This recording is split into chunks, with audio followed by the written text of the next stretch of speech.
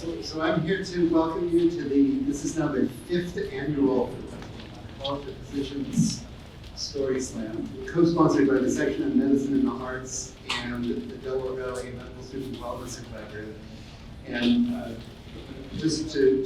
I'm Doug Reichler, by the way, general internist, formerly at Temple, now at Cooper, where I had responsibility for professional formation and medical humanities. And I'm very happy to be presenting this lineup of storytellers. We've been doing this now, as I mentioned, 5 times, and we get wonderful storytellers, hopefully the best of the best from our medical schools in the Philadelphia metropolitan area. The majority of schools have actually chosen their storytellers by a local storytelling event that they've had at the school, including a number of other people. And these are the storytellers who have been picked from that group to represent the schools at this event. And so it is a bit of a friendly competition. The stakes are mainly bragging rights. But we will, and you are the judges. You and the audience will vote at the end. So keep track of who you want to vote for, which story you want to show the most appreciation for. We generally it's a hard choice because the stories I expect will all be good. And I don't want to make the storytellers too nervous about that. It's really just coming here and doing this. They all win. And we all win by hearing their stories. So I'm very happy to have this roster of storytellers. I know I've heard some of the stories, and I know some of the other storytellers, and I think you will enjoy this collection of stories. With that said, we're going to go in order here on the program. And what's that? Oh, okay. Mike is reminding me. Mike Vitesse, my partner in crime, to get me started in narrative medicine from Temple. Mike is our timekeeper, and he wanted to make sure that I reminded people of the rules. Each storyteller gets 5 minutes to tell their story. He's got the clock, you can show it, and so the storyteller will be able to see how much time we have left. We're very easy about it. We won't give you the hook, but when it gets down to 5, you know that it's time, right. If it goes down to 0, it's time to wrap up this basic rule. So you get 5 minutes to tell your story, and the invitation. We've come as close as possible to making sure that at least one medical student is represented from each school. I think we succeeded in that one. And then the other storyteller can be from any aspect of medicine. With that said, I'm going to invite Prashi Gadam from Drexel up to tell her story, which is called Table 24.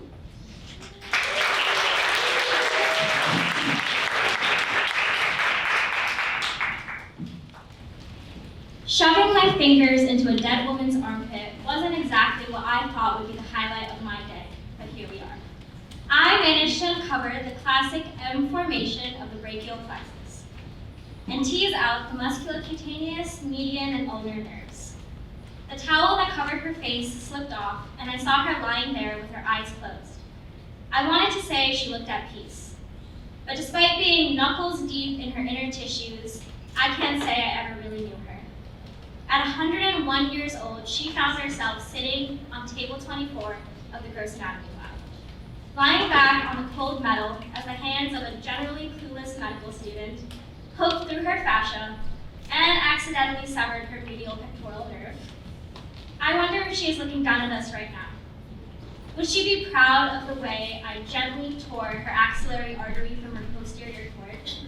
Did she really want me to break apart her clavicle with a hammer, or saw through her head with a saw from Home Depot? Did she see the way I smiled in triumph when I finally broke through her frontal bone before I realized that I have more in common with an axe murderer than most people can say? I wonder why she chose this. Was she a physician? Or maybe a nurse? Maybe she loved someone in the field.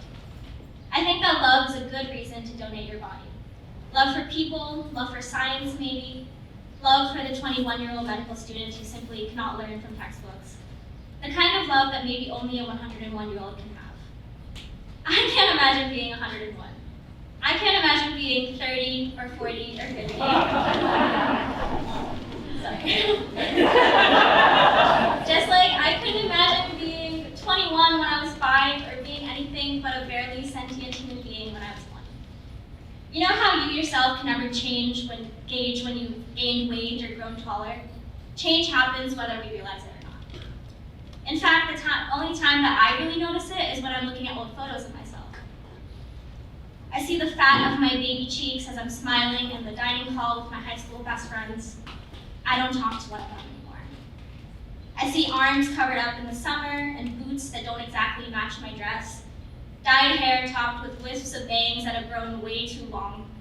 Bangs that were clearly cut on a whim for $10 at Supercuts. I see a girl at 18 who genuinely thinks that she's mature for her age.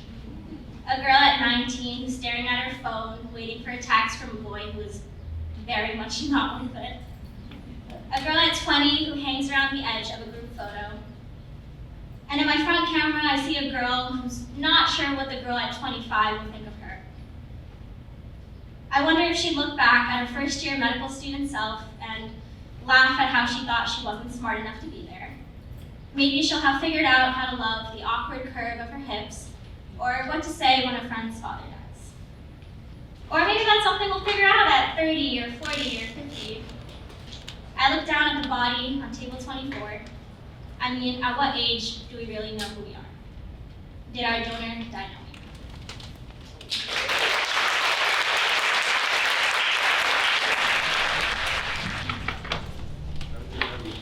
All right, I'm gonna make sure my kids have a moment of pause. All right, so our next storyteller is Denise Kier, also from Drexel, who's going to tell a story called What They Can't Prepare You For.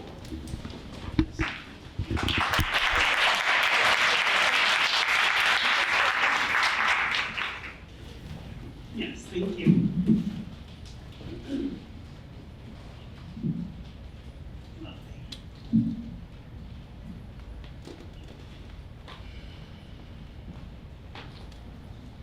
The hardest thing about getting into medical school was, well, getting into medical school. I had high hopes and big dreams, with little time and no sleep.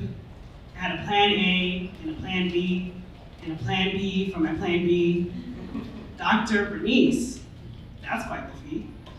Knees buckling beneath me, pre-med advisors giving out recipes like Chef Ramsay, keep your GPA high, volunteer over break, study all night and day, work hard, it'll pay, off. So I did. I mastered up, did the research, volunteered till my feet hurt, got letters of recommendations, even with the constant ruminations, wrote essay after essay, got feedback and criticism, primaries and secondaries, then interviews despite the isms. 3 months passed, nothing but crickets. Imposter syndrome? Man, couldn't kick it. Could I bounce back if I didn't make it? Could I really even make it? But I did. The hardest part about being in medical school is being in medical school. Arriving at the place you've worked so hard to get to, the place you've committed so much of your life to, devoted all of your time to, and having to look yourself in the eye and reconcile that the old you can't come with you. No one prepares you for that. The sense of purpose that came with the pursuit of medicine got me questioning, where do I go from here? Why do I fear the road ahead, the same road I got down on all fours for?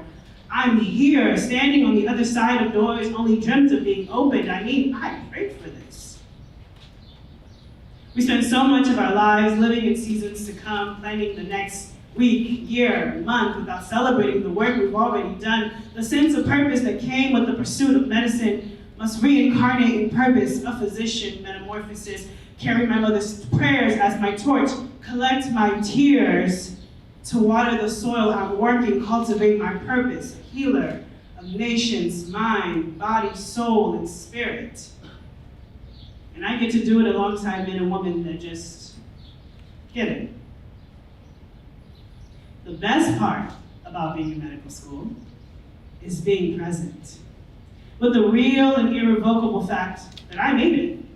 I'm here, navigating my way through Queen Lane hallways, from TBL to CBL to what the hell is an anastomosis, patient panels and group discussion on childhood cystic fibrosis, osmosis, apoptosis, ptosis, aortic stenosis. I know this, I'm focused, I own it, I'm living in the moment. I'm honing and growing my knowledge to give the diagnosis, cirrhosis, fibrosis, sclerosis, and granulocytosis.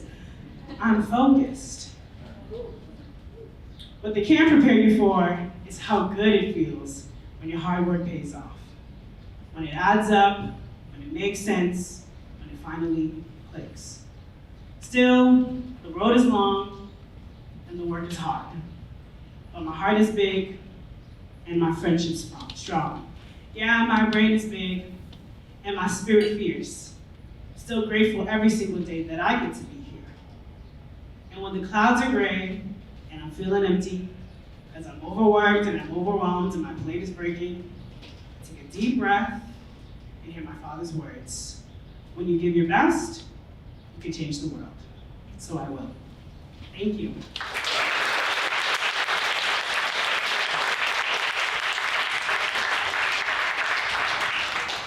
All right. Thank you, Bernice. So next we have our cover team. Our next speaker is Mila Aria, whose story is Now You Believe. Nope.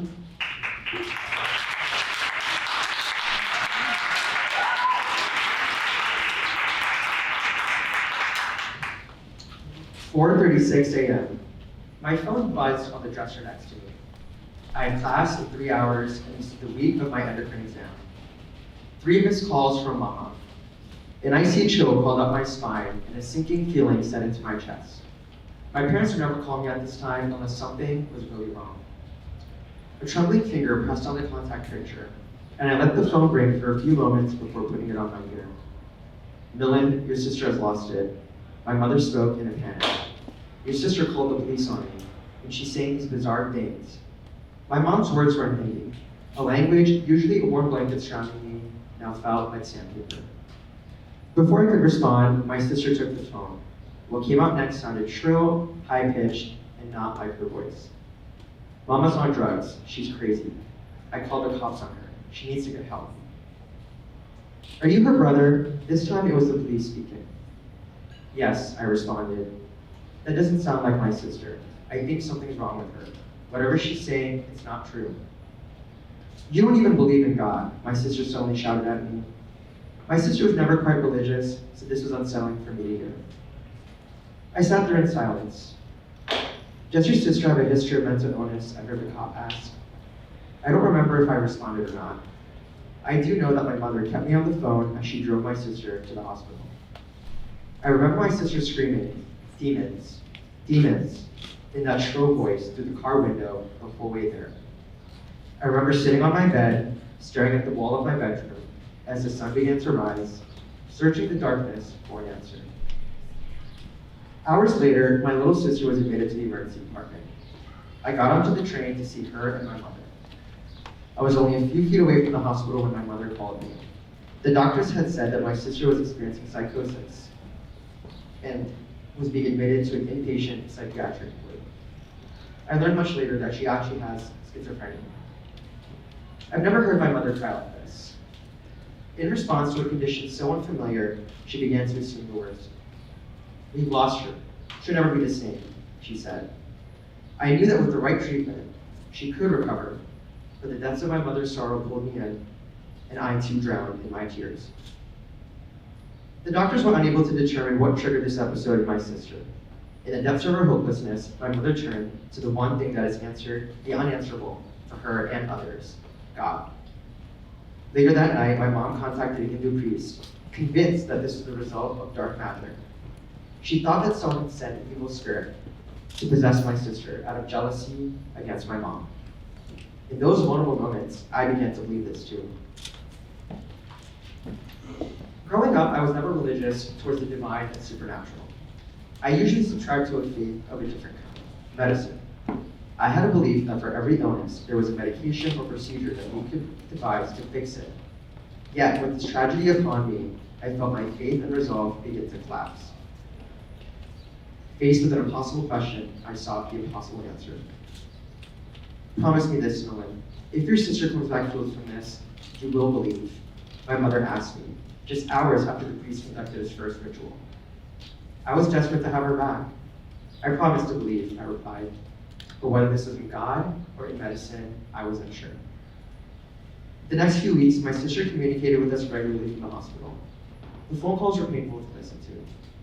She had always been in the midst of a delusion, speaking of demons and evil forces. Through this experience, she had found God and she was reading religious books regularly. She stated that God was protecting her and would help her get through this. My mother reaffirmed my sister's beliefs over the phone, telling her to keep faith and that we were all praying for her. I witnessed the healing that passed between my mother and sister over the phone, how an invisible tether kept them connected and strengthened their resolve. Over the next few months, the priest conducted more rituals and prayers. My sister slowly began to recover and her delusions went away. Like a miracle, she was soon home again.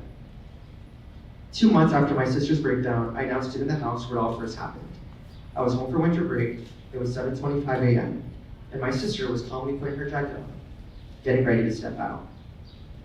I sat with my mother, peering outside as a bus pulled up to pick up my sister for her outpatient therapy program. Now do you believe? My mother asked me. I glanced at her, then looked at the scribbles in my sister's notebook from when she was still in the depths of her psychosis a few months prior. Demons, please go away, she had written. God, please protect me. Take me home. Belief in God was the raft that kept my mother and sister afloat. I could see them above the water and knew that the raft had done its job, as I hovered near in a life jacket of my own. We treaded the same waters, and I clung onto the raft with one hand, but knew that the life jacket was what protected me in the end. This life jacket was my belief in medicine. Now do you believe? Without responding to my mother's question, I picked up my sister's bottle of antipsychotic medication. I shook out 2 tablets and handed my sister her morning dose.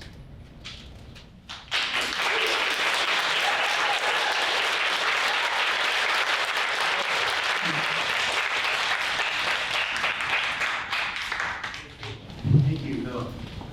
So our next speaker is Michael Kirchhoff from Emergency Medicine, and his story is running late.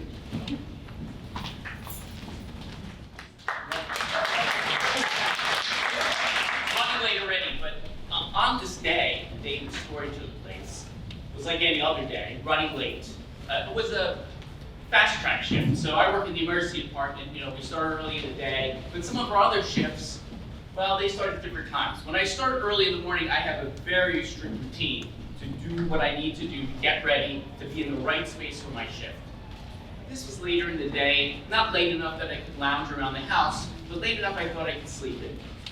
Get up, realize that I really need to get to the hospital, time to start my shift, have to pass up my coffee, I'm running, barely get time to get into the emergency department, take off my jacket, put on my stethoscope, and literally as I walk in, trying to recenter myself by having my routine of now arriving at work, I'm again interrupted, first by time and now by staff in the emergency department. I'm not even logged into my computer yet, and already I'm accosted with things that are going to disrupt my routine. I can't center myself, I can't focus. Nurse comes up to me and they ask, we have a patient that I'd like you to see. Well, I'm not even in the door yet.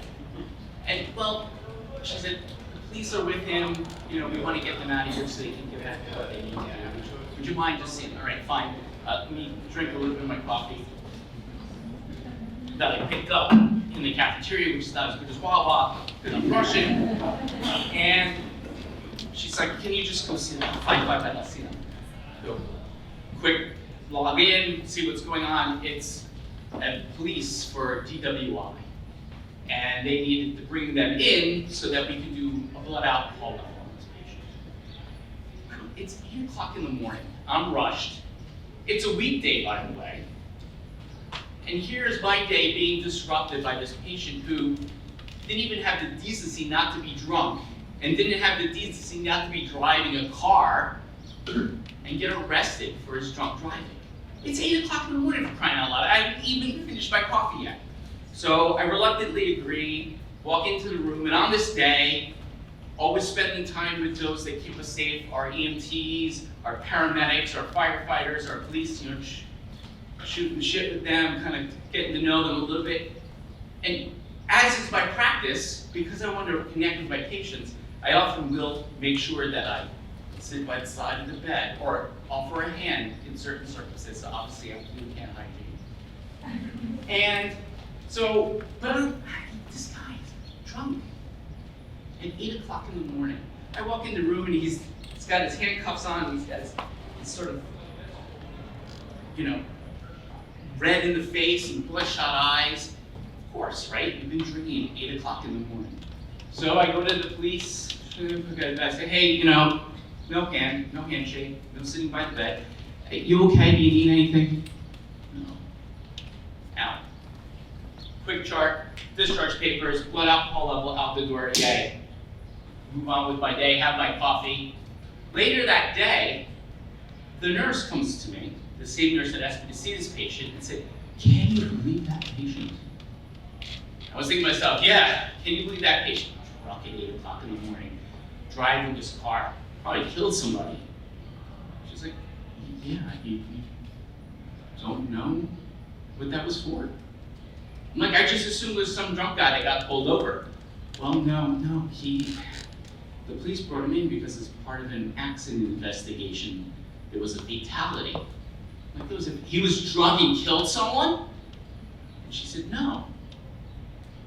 He, in his haste in the morning to get to work, backed over his 4-year-old son and killed him.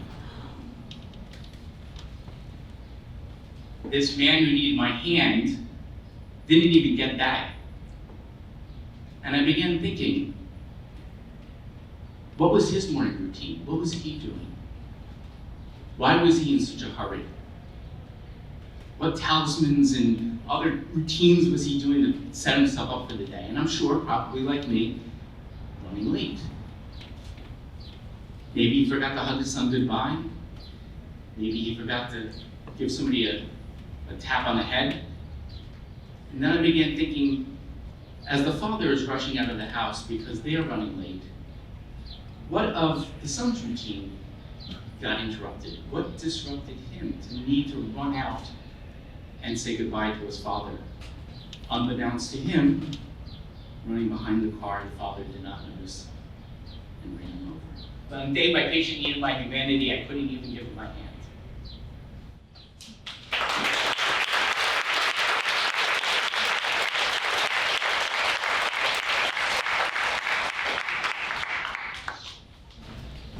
Okay, take a deep breath. Pause between these two stories. And thank you, Dr. Turco. All right, our next speaker, next two are from Jefferson, and the first one is Jennifer Peck, whose story is The Belly Button Bleed.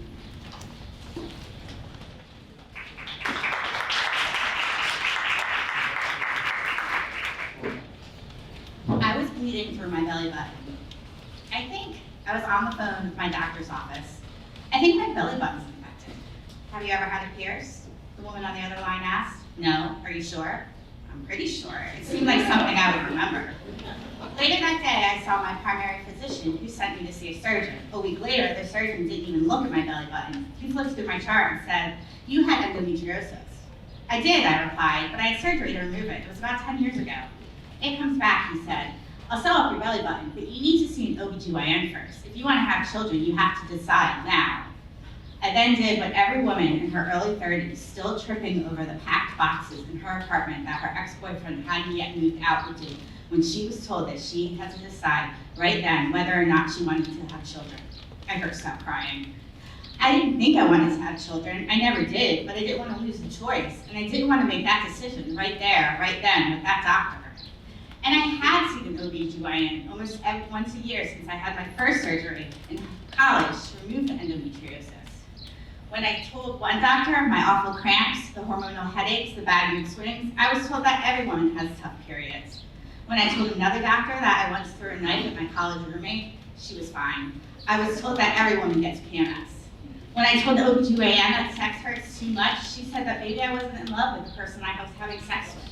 I was 22 at the time. Of course I wasn't in love with the person I was having sex with. When I asked another OB/GYN for drugs to numb my debilitating cramps, I specifically said that because I had a really bad experience with giant Anapox pills prescribed for me for cramps when I was in high school. It resulted in a trip to the ER because one of the pills got stuck in my throat. I asked to be prescribed anything but Anapox. The doctor nodded, but they forgot to give me a prescription slip before I left. When I called a few days later to ask for it, I was told the prescription was called into the pharmacy, and when I went to pick it up, the pharmacist said, "Oh yes, here's the Anapox your doctor prescribed." I just assumed that bad periods were my lot in life. My first laparoscopy happened only because I was at home in the summer during college working for my dad at his office. Every 3 or 4 weeks, like clockwork, I get so sick that I couldn't get out of bed. This had started in high school, so it wasn't anything new. My father, I'm sure, had just thought I was being a moody teenager. But when I couldn't show up to work, his work, when I got my period, he became concerned. "Her periods are really bad," he said. He was on the phone with my family doctor, our male family doctor, as I lied on the bathroom floor in the fetal position, howling pain after throwing up everywhere. I heard exercise helps, my dad offered. My family doctor recommended an OB/GYN when I was in high school, and she put me on birth control. My mom, a strict practicing Catholic, went to CVS with me to pick the pills up, so she could tell everyone, from the pharmacist to the woman working the register, to the couple behind us in line, I wasn't having sex, I just had really bad periods. At that time, there was no such thing as no or low estrogen birth control, or if there was, my doctor didn't offer it, even when it became obvious that the only thing worse than having my period was adding more estrogen to my body. And instead of being sick 1 week a month, I was sick all the time, unable to keep down food or drink. I had a laparoscopy to remove the endometriosis, but what I didn't know is that it came back, and the hole near my belly button was never sewed up correctly. When it came back, 10 years later, a nodule grew through my navel, and when I had my period, it would swell and bleed. Bleeding through my belly button was actually a blessing in disguise. Most women who have endo, some studies say that's more than 10% of us, never have visible symptoms. If I didn't start bleeding through my belly button, I don't think I would have ever been properly diagnosed and treated. For me, bleeding through my belly button meant seeing 9 doctors in 6 weeks. After I saw my primary doctor and surgeon, the next doctor told me to go to the ER where a resident cauterized my belly button. Doctor number 4 told me that the coloration caused a real infection, and they put me on antibiotics. Doctor number 6 was an OB/GYN whose practice made me wait in their supply closet to see a doctor. Because in the waiting room, I couldn't stop crying. Not only was I bleeding through my belly button, but I was also coughing up blood and having nosebleeds due to the Lupron prescribed by Doctor number 5. Doctor number 7 was an OB/GYN who told me there was nothing anyone in his practice could do because all they knew how to do was to deliver babies. Doctor number 7 also told me to see a fertility doctor, who was number 8 if you're keeping track. Seeing a fertility doctor was not an option for someone who was single and didn't have or want children. The fertility doctor performed my 2nd and 3rd and 4th surgeries. I'm running out of time, so I'm gonna skip. So I'm gonna keep going. I'm fine now, but I still have the stomach scars. The hardest wounds to get over, the ones you can't see. My fallopian tubes collapsed on themselves due to endometriosis lesions. I lost my ability to give birth, to be a mother. When I was mourning motherhood, I missed a year of baby showers for friends who never forgave me. When I could no longer work 40 hours a week because I was sick all the time, I lost my first professional career, a job that, after putting in over a decade of work, defined me and was responsible for most of my friendships, which I had lost with the job. And when I couldn't have sex because it was too painful, relationships with people I cared about ended abruptly and sometimes painfully drawn out. I always say that endo destroyed my life, but it also is my story. And now I get angry when I hear the progesterone that I take that allows me to get out of bed in the morning and live my life could be discontinued or banned because certain senators see it as justice birth control. I speak out when a man makes a joke about a woman being on the rag, or a president says a woman is having blood come out of her, whatever.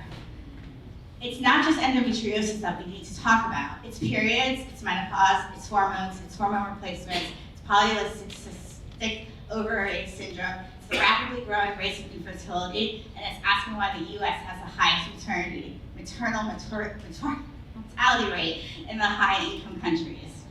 And I'm going to leave you with just this quote because I love it. In 2015, American runner Kara Gandhi campaigned to raise menstruation awareness by running the London Marathon. Well, she had her period without using any hygiene products. She said, it's baffling that in America we have a new iPhone every year, but in the past 2 centuries there have only been 3 innovations in menstrual care. No woman should have to wait until they're bleeding from their belly button to be taken seriously about their health. Thank you.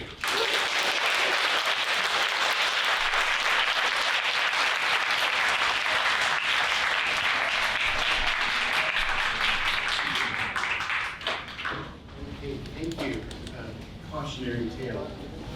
All right, so our next speaker is Marilena Sumarov. And her story is storytellers.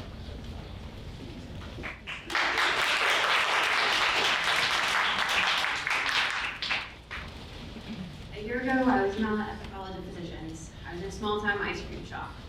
And there was something about the way the muggy heat hit the glass door of the small shop. My crew and I bustled around with sundaes and cones and sprinkle-loaded specials to the beat of some pop song from a corner speaker. And I suddenly heard a screeching noise over the bass beat. I spotted a customer waving a melted mess of a sundae in the face of a teenage scooper on one of the windows.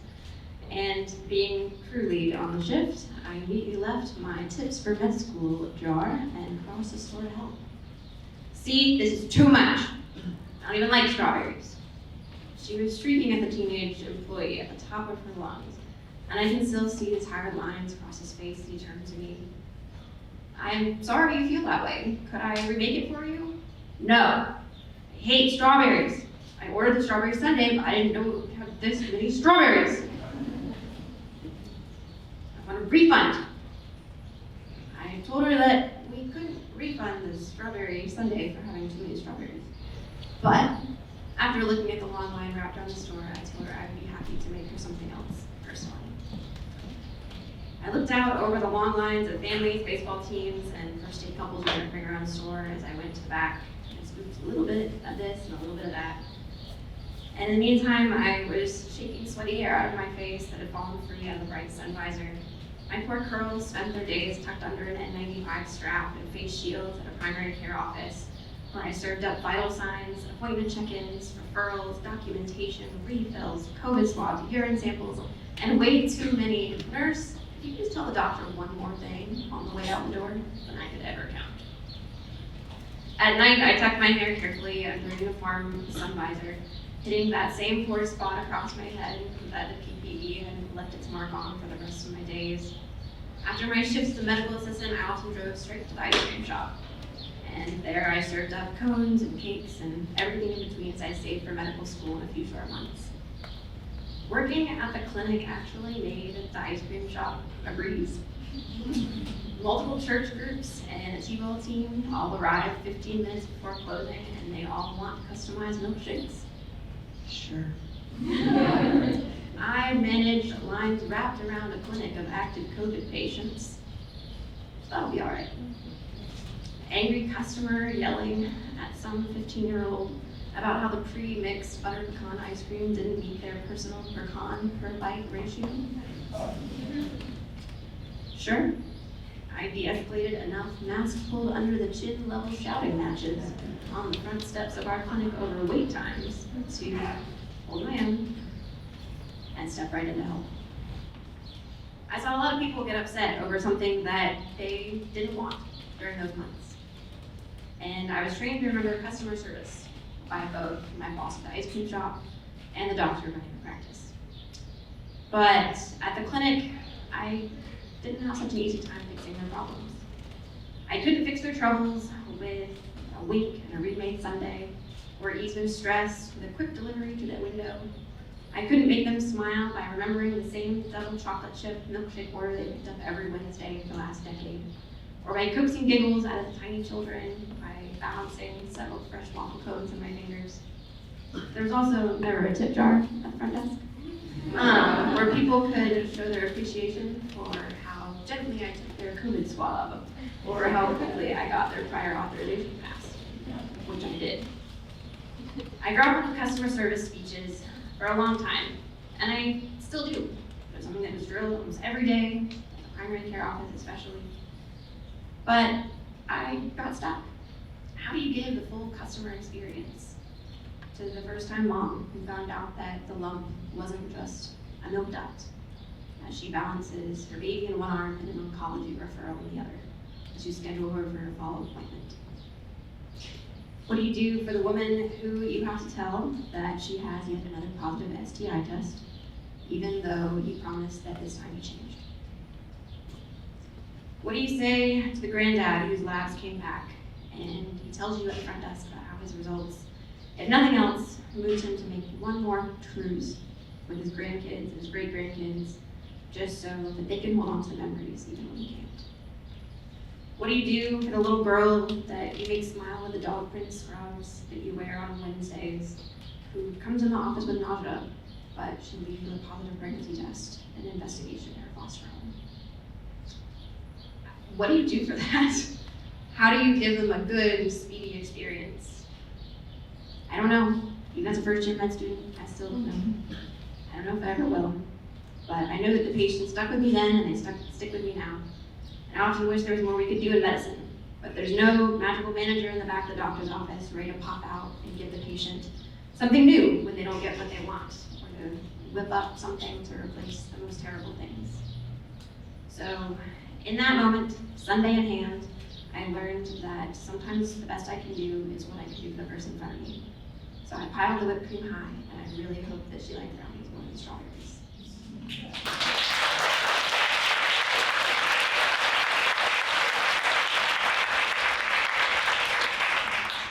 Next on our agenda here are two storytellers from Kent, starting with Lauren De La Oza, third-year medical student, who will tell us her story, Folding this Towel Swan.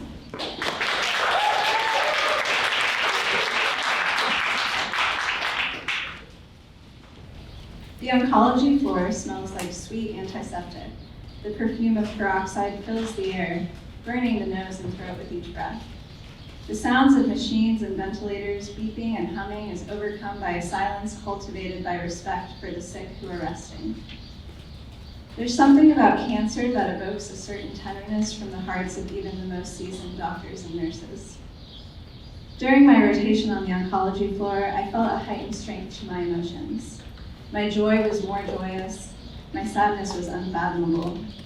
I learned that sometimes the best medicine we have to offer a patient is a warm blanket, a fresh pillow, or a box of tissues.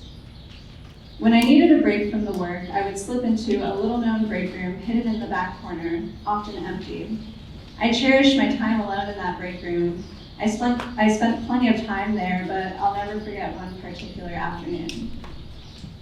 I was settled into my chair, hospital graham crackers in hand, enjoying my solitude, when suddenly I heard the door open and I was unexpectedly greeted by someone else.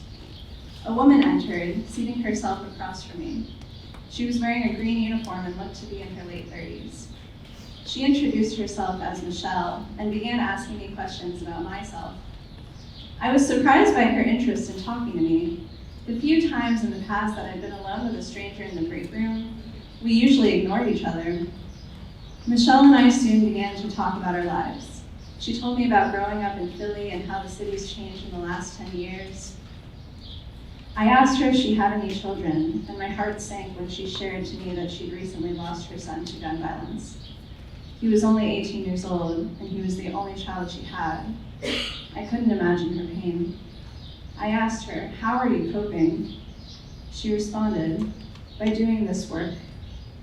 She explained that when she cleans the hospital rooms, she asks her patients about their lives and their families.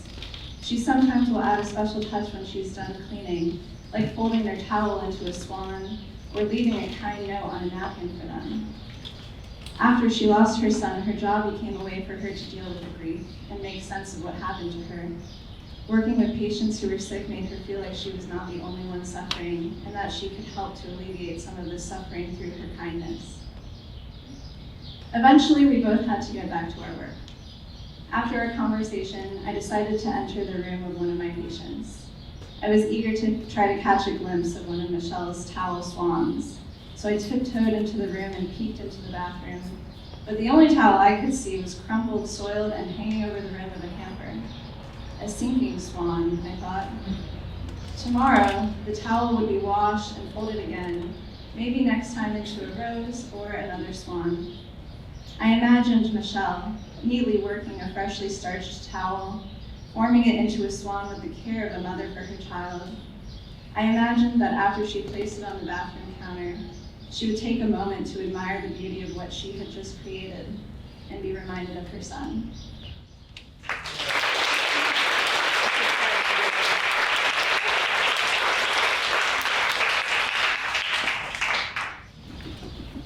Great, thank you, Laura. Next is Dr. Vidya Biswanathan, a pediatrician, whose story is a pediatrician finds a button battery on the floor of her living room.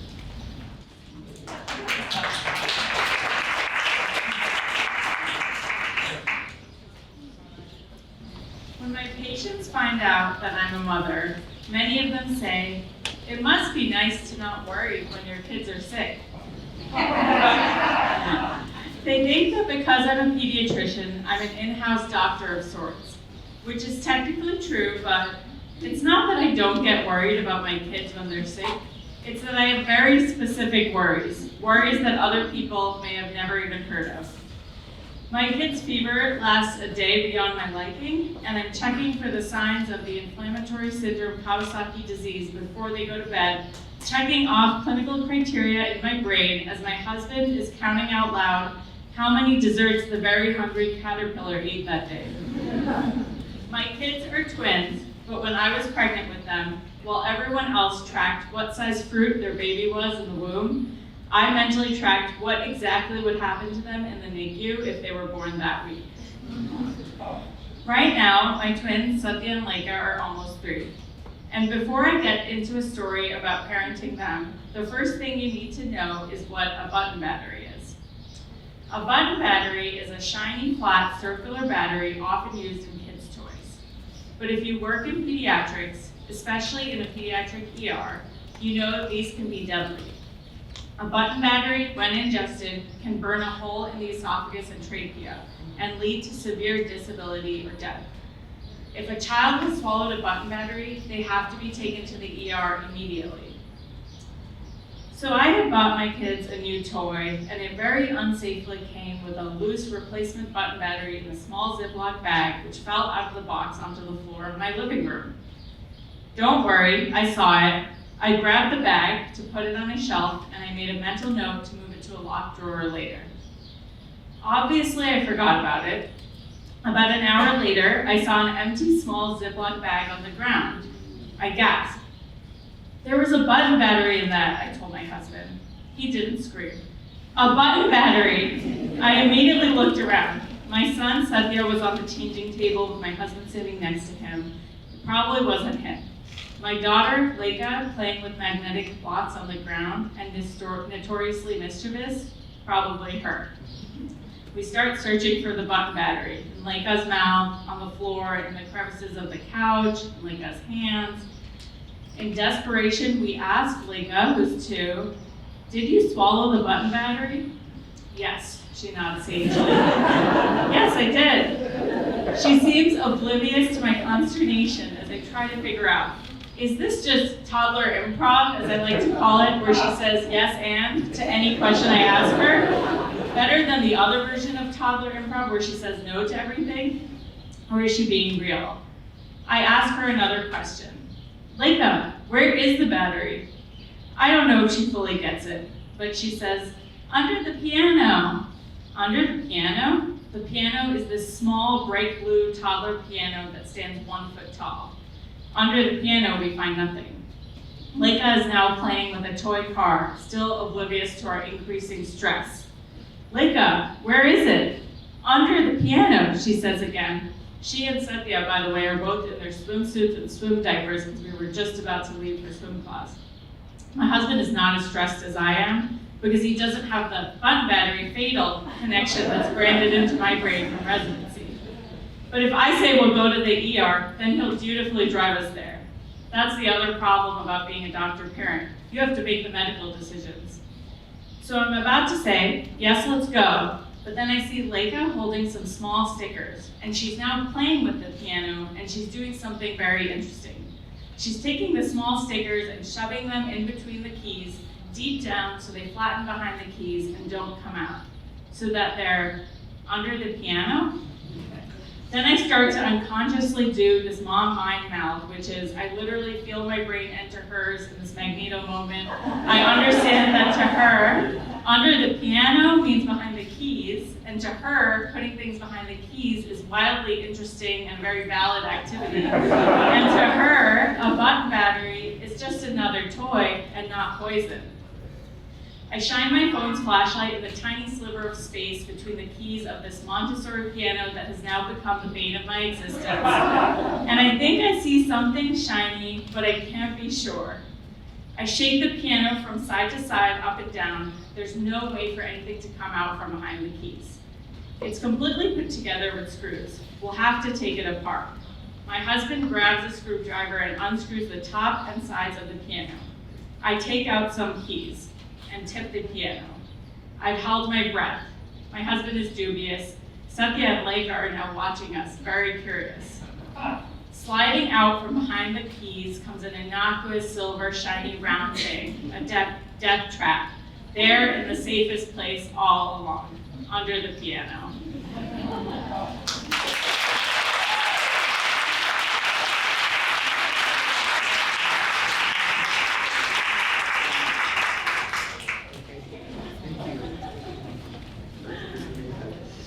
All right, our final team is from Temple, starting with fourth year medical student Julia Marino, whose story is The Listener.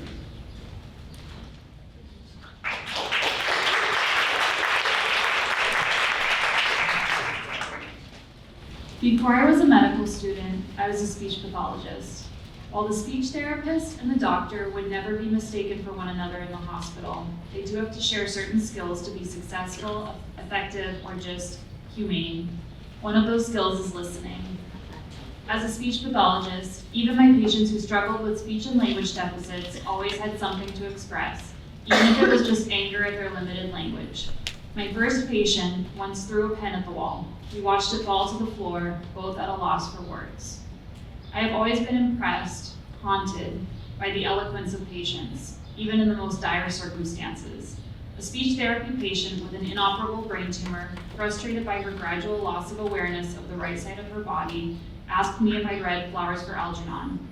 It's like that, she said, that guy who starts to forget everything he knew, unlearning.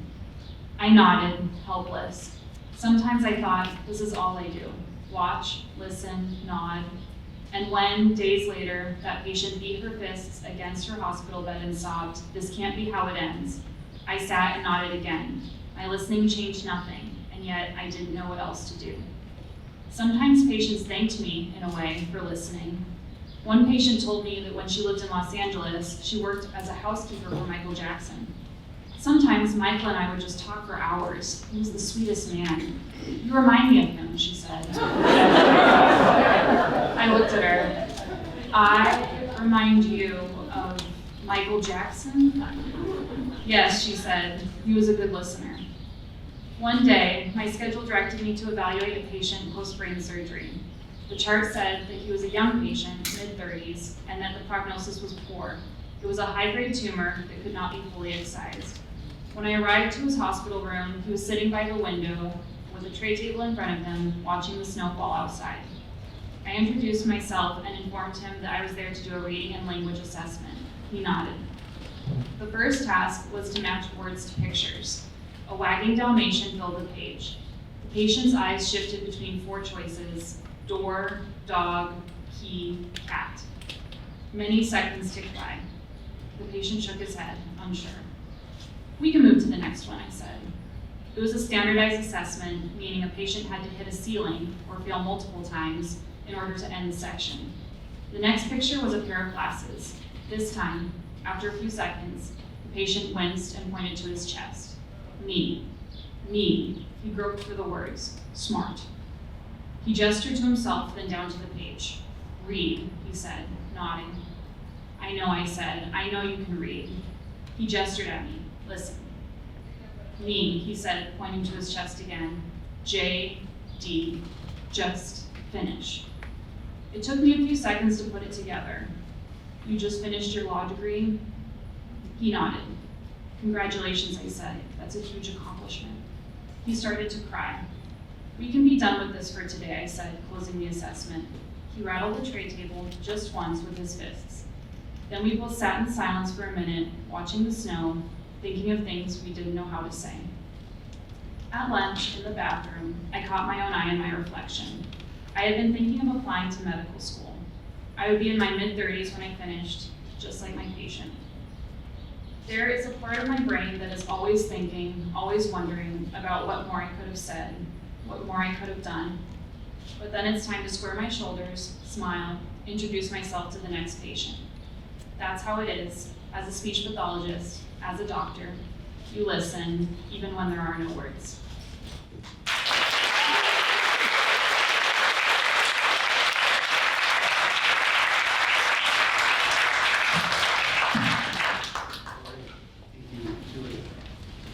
And finally, last but not least, Katya R., whose story, she's a resident in internal medicine, her story is Skittles.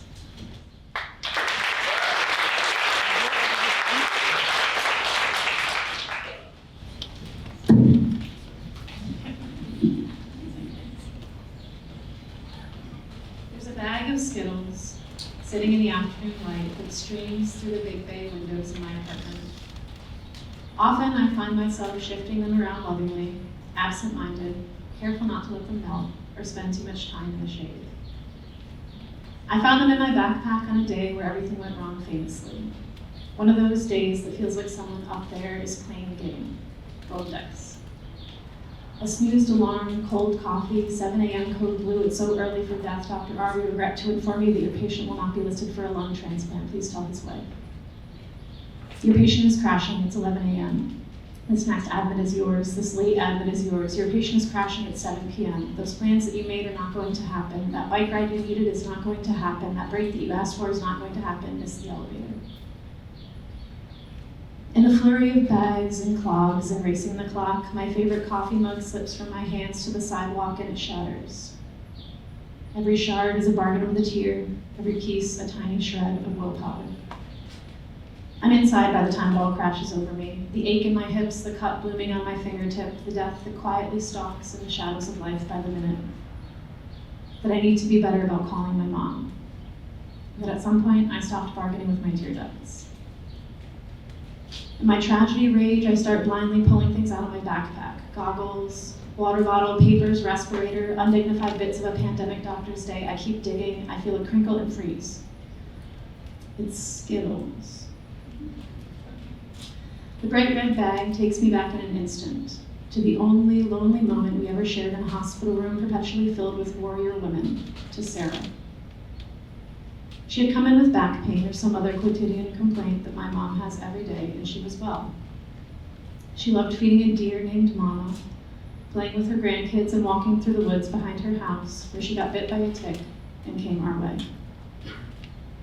We talked about family, about beating this thing, and how it was all bullshit. She'd never seen so many doctors in her whole entire life, but here we were, and she was all right, just getting tired from the fight of it all. Each day I checked in, I met a new member of her herd, a tribe of sisters, a daughter, a testament to women looking after each other, to immutable strength. Peering in on the relentless brutality of unconditional love, I wondered when she would be able to leave. One more bone marrow biopsy, one more scan, one more week. She didn't look like a woman dying from cancer until she did.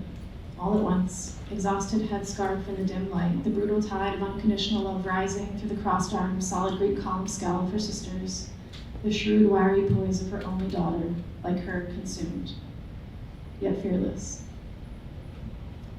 I knew she was going to die before any of her tried, but not before she did. The morning light, the stillness between our eyes was new from the day before, when I had grabbed a bag of Skittles from her oldest sister in exchange for a joke and well wishes for a clean marrow. Tomorrow will be the day we'll know for sure. I practiced in the hallway. Matter-of-fact phrases straight to the point. I'm so sorry. Your cancer is back and we have nothing to offer. I'm so sorry. You were brave, but your cancer was smarter than us all. I'm so sorry. You took it well. You told me you were done with this shit. You asked me to let you go home. I wish I had apologized for more. I'm so sorry for not taking your hand in that deafening quiet, for trading tragedy for a bag of Skittles and pictures of deer, for leaving and staying in our liminal space for that moment, the look on your only daughter's face for completely and fully unraveling. I got an email after you died about the rest of your life. How you were at home in the woods with your dogs and your deer and your tireless love on the day that I shattered my favorite mug and worked too late and somehow not hard enough.